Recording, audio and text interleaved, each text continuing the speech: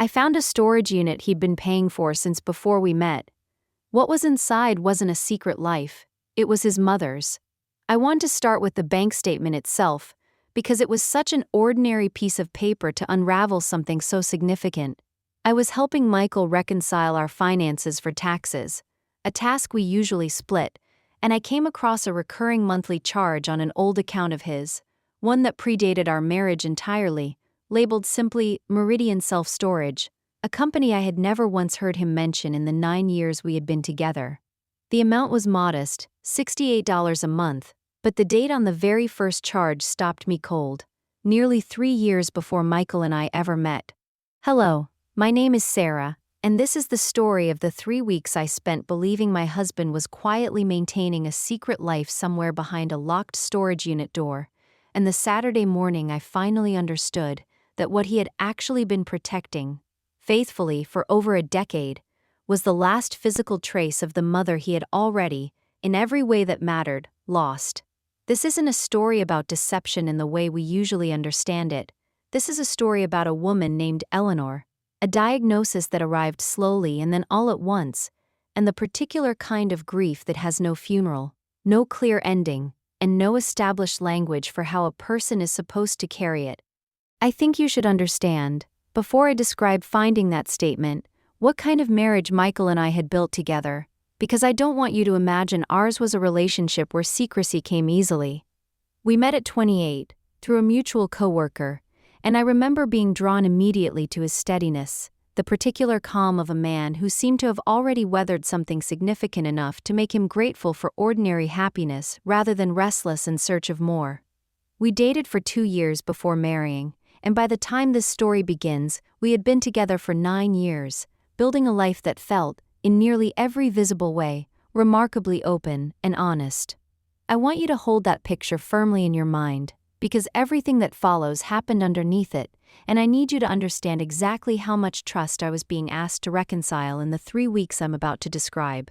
We married at a small vineyard 2 hours from our home, a modest ceremony with close family only, and I remember Michael's toast that evening, brief and heartfelt, thanking me for building, with him, the kind of steady, uncomplicated home he said he'd always dreamed of having.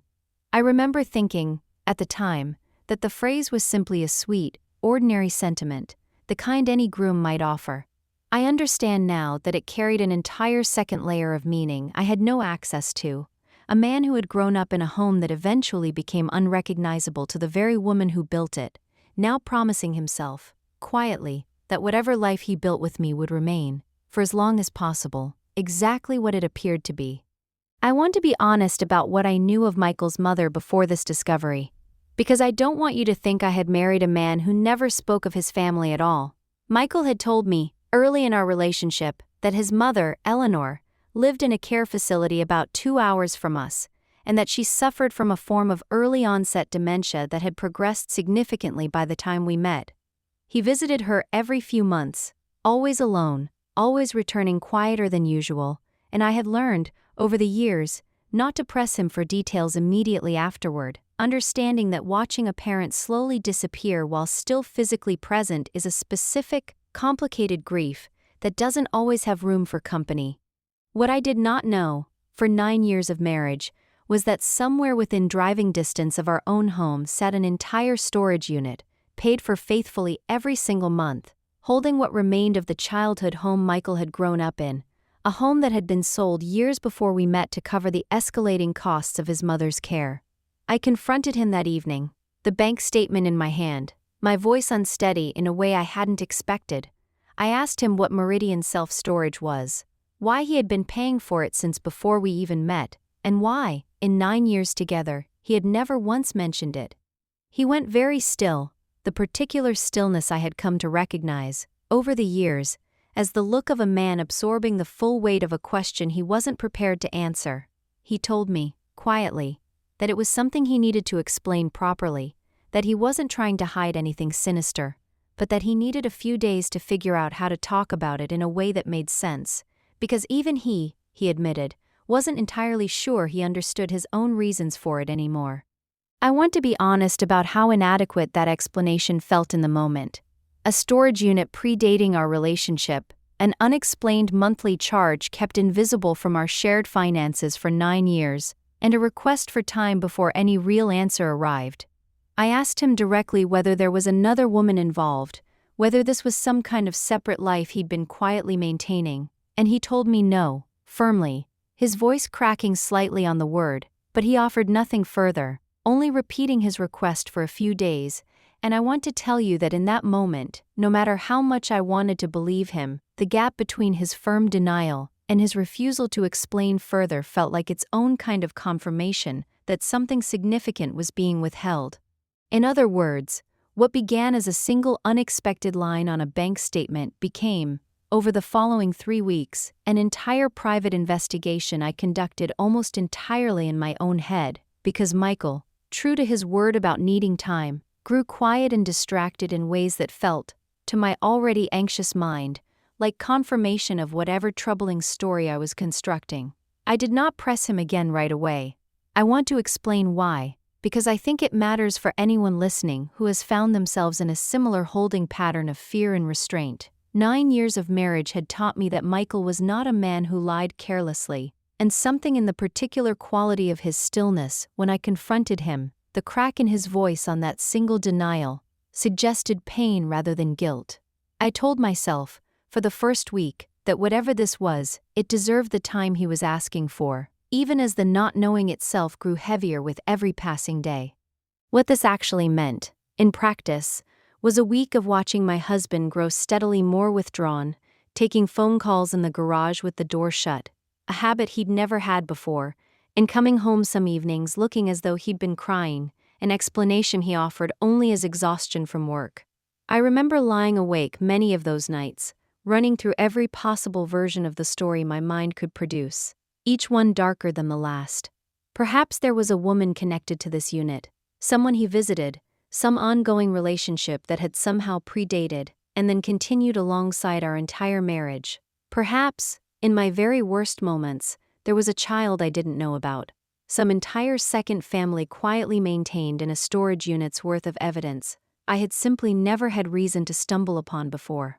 I remember calling my own mother during that second week, unable to hold the confusion alone any longer, describing the storage unit, the hardware store receipt, the strange photograph of covered furniture I'd glimpsed on his phone. She listened for a long while, and then asked me a question I hadn't yet let myself consider directly. Did any of it, taken together, actually resemble the pattern of an affair? Or did it feel like something else entirely, something sadder perhaps, than betrayal? I sat with that question for a long time after we hung up, replaying the crack in Michael's voice when he denied another woman, and admitted finally that whatever I was witnessing looked far more like grief than deception, an observation that didn't resolve my fear entirely but did soften its sharpest edges. I want to pause here and say something to anyone listening who recognizes their own version of this particular waiting.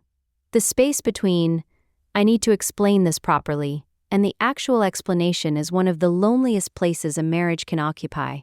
because it asks you to hold on to trust without any of the evidence that usually sustains it. I held on to that trust for 3 weeks, and I want to be honest that by the second week, it had worn dangerously thin. There is a particular evening, about 10 days into this pattern, that I still think about often. I found myself, while Michael was at work, sitting in our car outside the address listed on the storage company's website, staring at a long, unremarkable building full of identical roll-up doors, trying to decide whether I had the courage to go inside and ask the front desk which unit belonged to my own husband. I sat there for nearly an hour, my hands cold on the steering wheel, before finally driving away without going in, ashamed of the impulse even as I understood exactly why it had brought me there in the first place. I began, around this time, to notice small details I couldn't quite reconcile with the darker stories I'd been constructing. I found, tucked into an old jacket pocket while doing laundry, a small folded receipt from a hardware store, a modest purchase of moving blankets, and a new padlock, dated only a few months earlier, an unremarkable purchase on its own, but one that, combined with everything else, only deepened my confusion rather than clarifying anything. I found, too, on his phone one evening, while he was in the shower, a photograph I hadn't meant to see, a dimly lit interior shot of stacked boxes and furniture draped in white sheets, Nothing overtly incriminating, but strange enough, private enough, that I couldn't stop turning it over in my mind for days afterward.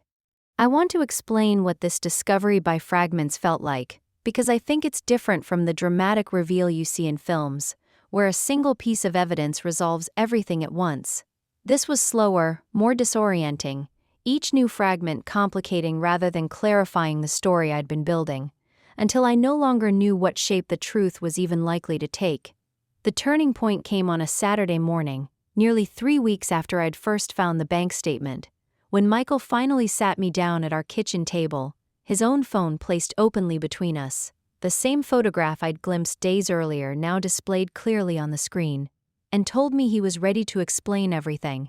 He told me that his mother, Eleanor, had raised him largely alone after his father left when Michael was 6 years old, working 2 jobs for most of his childhood, to keep their small house running, a house Michael described with a specificity that told me immediately how much of his own identity had been shaped within its walls. He told me about the particular kitchen table where she'd helped him with homework every night, regardless of how exhausted she was from her shifts, about the wallpaper in his childhood bedroom that she'd let him choose himself for his 10th birthday, a loud, garish pattern of dinosaurs he still, decades later, couldn't look back on without smiling. He told me about Sunday mornings, the one day she never worked, when she would make pancakes shaped, however imperfectly, like whatever animal he requested that week, and about the specific worn quality of the recliner in the living room where she used to sit each evening, exhausted, listening to him talk about his day with an attentiveness he said he only fully appreciated once he became an adult himself and understood how much energy true attentiveness actually requires from an exhausted parent. He told me, too, about smaller things, the specific brand of instant coffee she always kept in the cupboard, the way she hummed old songs under her breath while doing dishes, the particular easy laugh she had that he said he could still hear clearly in his memory, even though it had been years since he'd heard it directed at him, with any real recognition. He described the early signs with a specificity that told me he had turned them over in his own mind countless times since, trying to identify the exact moment things began to shift. A recipe she'd made 100 times, suddenly missing an ingredient she'd never once forgotten before. A repeated phone call, the same question asked 3 times in a single conversation, each time as though for the first time. He told me he had initially dismissed these as ordinary signs of aging, the kind every adult child eventually notices in a parent, and that it had taken nearly a year of gradually accumulating incidents before he finally convinced her to see a specialist, a delay he still, quietly, blamed himself for, wondering whether earlier intervention might have changed anything at all. Eleanor's memory problems, Michael told me, had begun subtly when he was in his mid-20s, small lapses he initially dismissed as ordinary aging, a forgotten appointment here, a repeated question there. By the time he was 27, just before he and I met, the diagnosis had become undeniable: early-onset Alzheimer's, progressing more rapidly than her doctors had initially hoped. Within 2 years, she required full-time memory care, a level of support that came with a cost far beyond what her modest savings or Michael's own income could sustain, forcing a decision he described as the hardest of his entire life: selling the house he had grown up in to cover the escalating expense of keeping his mother safe. He described the specific process of touring memory care facilities with her while she was still lucid enough to understand, at least partially, what was happening, a period he called the cruelest stretch of the entire ordeal. Watching his mother's fear and confusion in those final weeks of relative clarity, knowing that whatever peace he could offer her now would need to sustain both of them through the increasingly difficult years ahead. He told me about the day he finally moved her in, the specific quality of silence in the car on his drive home afterward, an entire childhood's worth of caretaking suddenly, abruptly reversed, and no clear rulebook anywhere for how a son was supposed to feel about it.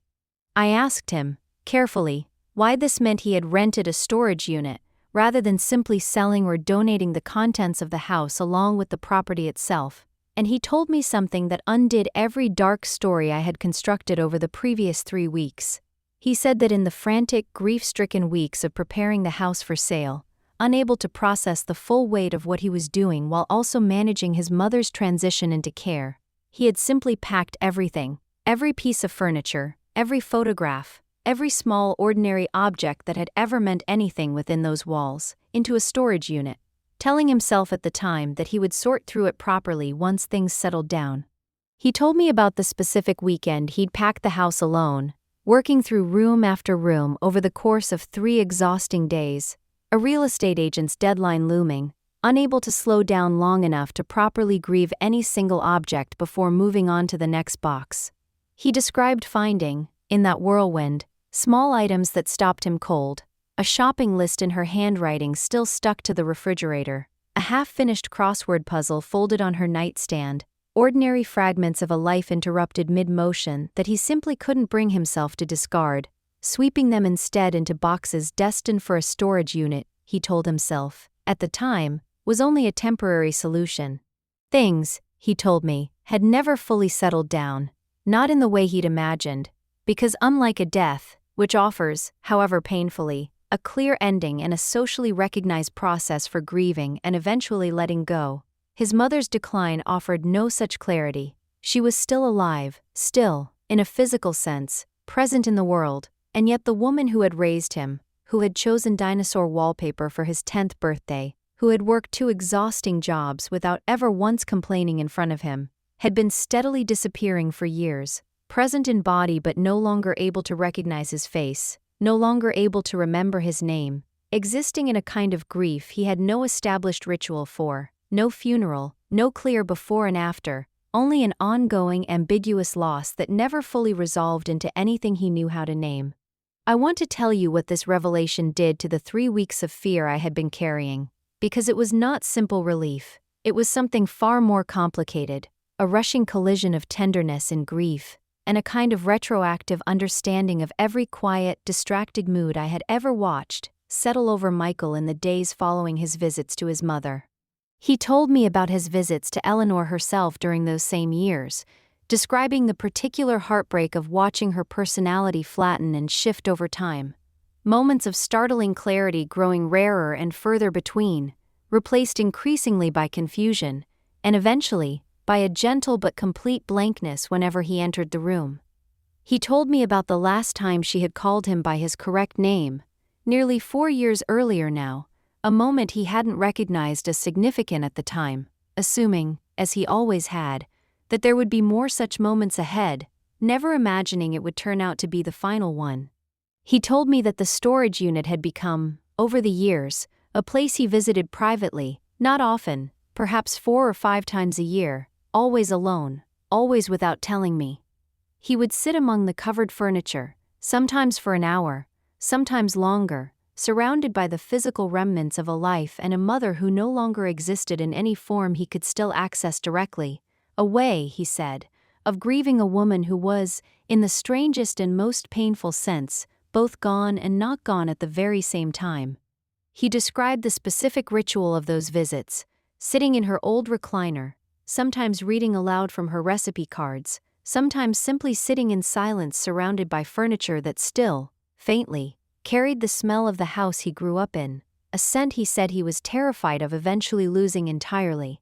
He told me that the visits had grown slightly less frequent in recent years, not because the grief had lessened, but because each one had become harder rather than easier, a fact that confused him, and that he'd never found anyone he felt he could explain it to, worried it would sound, to an outside listener, like some kind of unhealthy fixation, rather than the complicated, unresolved mourning it actually was. I asked him, once he'd finished, the question that had been sitting beneath all my other questions for 3 weeks. I asked him why he had never told me, especially across 9 full years of marriage, rather than let me construct an entirely different, far darker story out of his silence. He told me that in the early years of our relationship, the grief had still felt too raw, too complicated to explain to someone who hadn't yet earned, in his own mind, the right to witness something this private. And later, once the visits had become an established, quiet ritual, he had grown afraid of something else entirely, a fear he confessed with visible shame. He worried that bringing me into that specific space would somehow require him to fully name and confront a grief he had spent years managing, carefully, in small controlled doses, rather than all at once. He said, and I have thought about this sentence every day since, I think some part of me believed that if I never said it out loud completely, I could keep pretending it wasn't as final as it actually is. Telling you meant admitting, fully, that the mother who raised me is already gone, even though she's still, technically alive.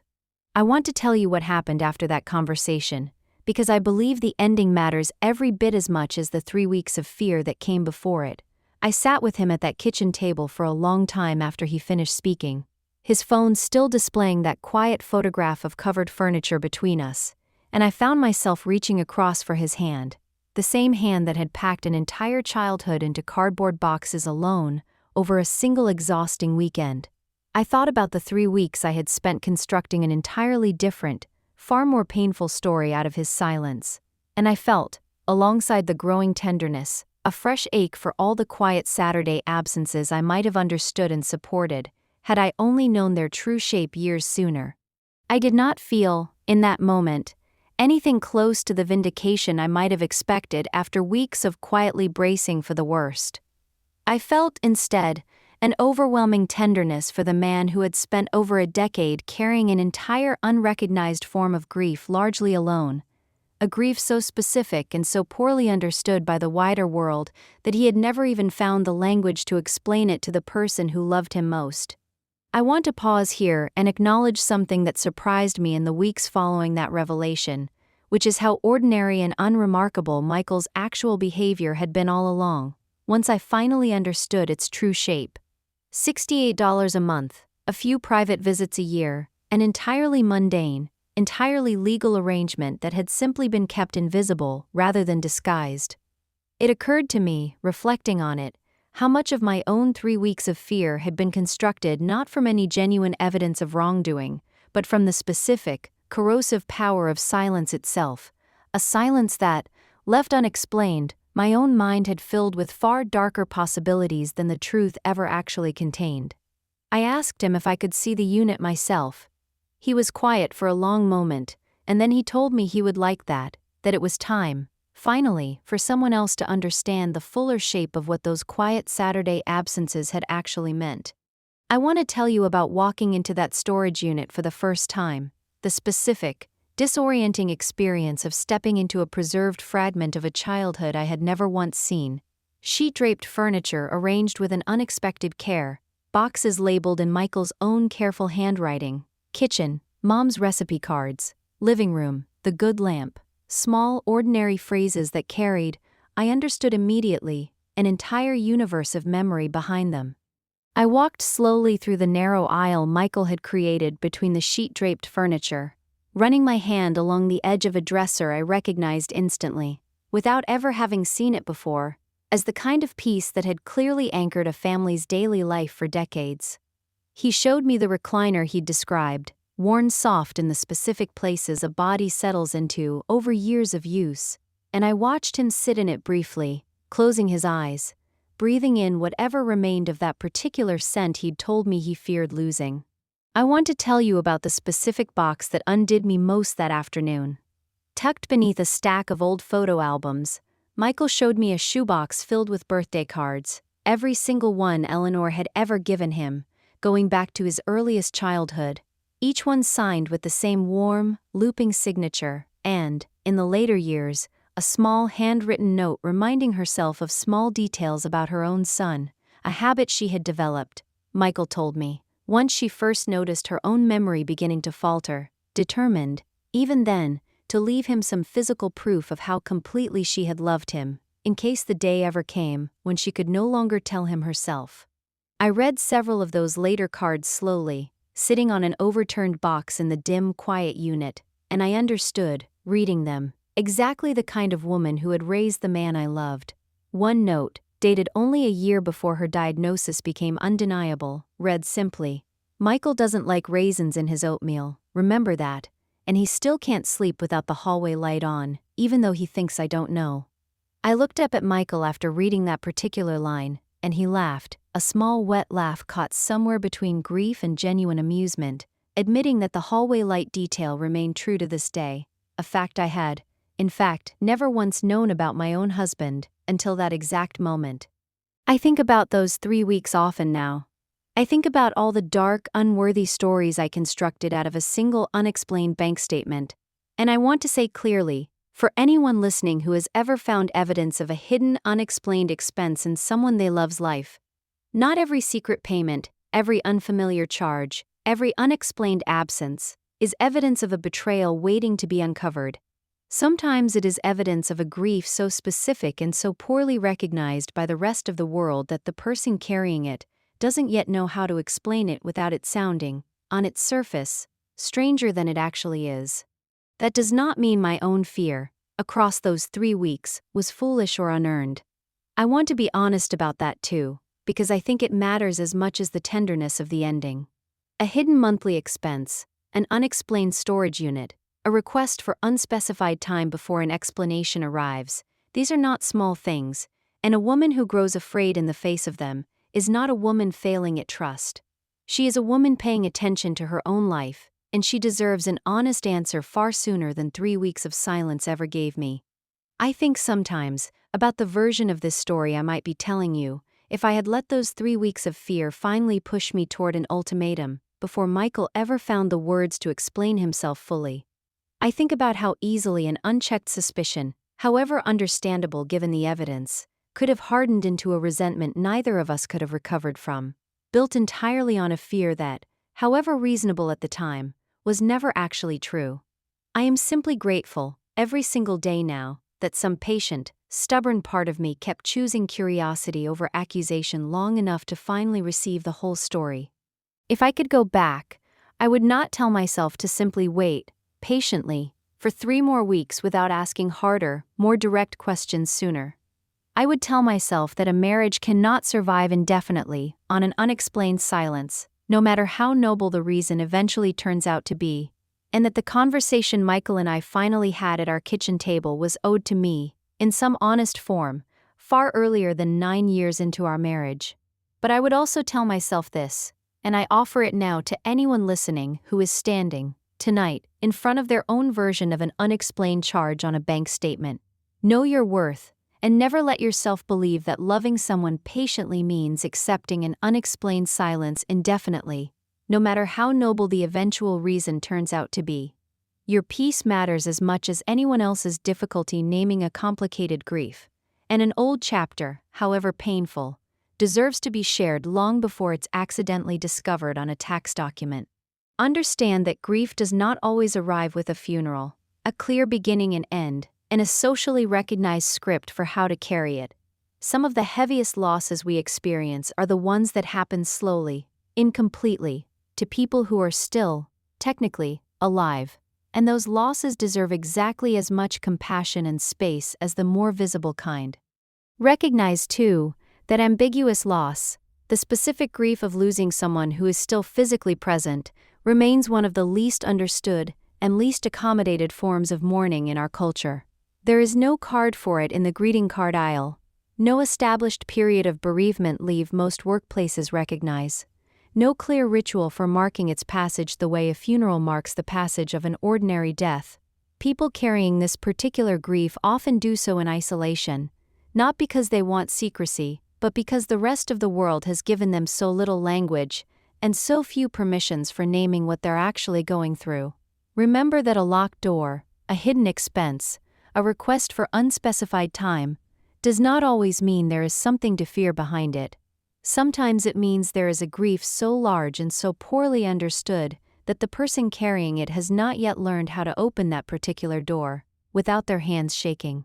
Consider, too, that the objects we keep after loss are rarely about the objects themselves. A recliner, a shopping list, a shoebox of birthday cards. None of these things carry meaning on their own. They become sacred only through the specific, irreplaceable memories a person attaches to them. Memories that no amount of practicality or financial sense can fully account for when someone weighs whether to keep or discard them. I understood, standing in that storage unit for the first time, why Michael had never been able to simply sell or donate his mother's belongings alongside the house itself. Some things cannot be measured by the ordinary logic of decluttering. They require an entirely different kind of accounting altogether. Learn, too, that some of the most devoted acts of love a person can offer have nothing to do with romance, or even with the living, in any conventional sense. Michael's storage unit was never a secret life. It was a quiet, faithful vigil kept for a mother who could no longer keep it herself, a way of honoring a woman who was still, in the most complicated sense imaginable, both present in the world and already lost to it. And believe, finally, that the truth waiting behind the silence you've spent weeks or years quietly fearing is rarely the monster your sleepless nights have built for you.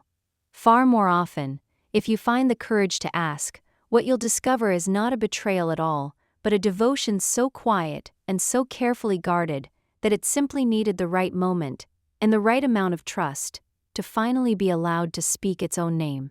In the months between that Saturday conversation and Eleanor's eventual passing, we visited the storage unit together several times, and I watched Michael grow visibly lighter each time, no longer carrying the entire weight of that grief in complete isolation. I began, on my own, sorting through some of the boxes with him, learning small pieces of his history through objects rather than stories alone. A chipped mug from his elementary school years, a stack of report cards Eleanor had apparently kept every single one of, a small wooden box containing his baby teeth, carefully labeled with dates in her own careful handwriting. We visit that storage unit together now, a few times a year, and I have come to understand it not as a strange or troubling place, but as a kind of chapel, a small, quiet room where a good and hardworking woman's memory is still allowed to live fully, surrounded by the ordinary, cherished objects of the life she built for her son. Eleanor passed away 18 months after that Saturday morning conversation, her body finally following where her memory had already gone years before, and I remember standing beside Michael at her funeral, watching him grieve with a completeness he told me he hadn't been able to access in years. The ambiguous loss he'd carried alone finally, at last, given a clear and honest ending. I gave the eulogy alongside him that day, having spent the previous 18 months slowly learning the fuller shape of a woman I would never get to meet in any way that truly mattered. And I spoke, that afternoon, about the hallway light, about the dinosaur wallpaper, about a shoebox full of birthday cards written by a woman determined to keep loving her son, even after her own mind could no longer reliably hold on to who he was. I watched Michael's face as I spoke, and understood, finally and completely, that the storage unit I had once feared as evidence of some hidden betrayal had instead become the single richest gift he had ever given me, an entire inheritance of who he was and where he came from, offered freely, eventually, once he finally trusted that I was strong enough to help him carry it. If this story brought some value to your life, please consider clicking like. It is the only way we know this content was truly meaningful to you.